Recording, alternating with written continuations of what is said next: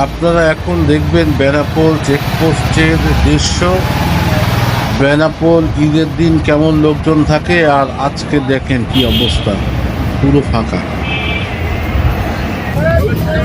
দেখুন বেনাপোল চেকপোস্ট পুরো ফাঁকা, প্যাসেঞ্জার নেই, কিছু নেই, শূন্য একেবারে, পুরো ফাঁকা।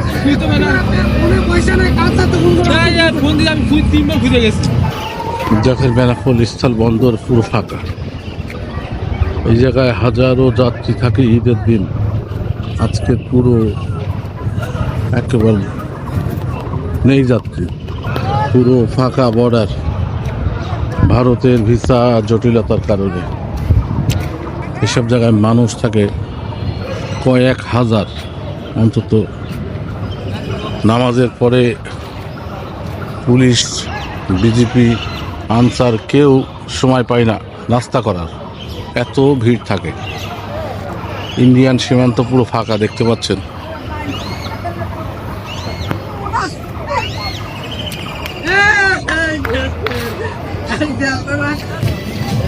দেখেন এগুলো যাত্রী বাস টার্মিনাল, পুরো ফাঁকা,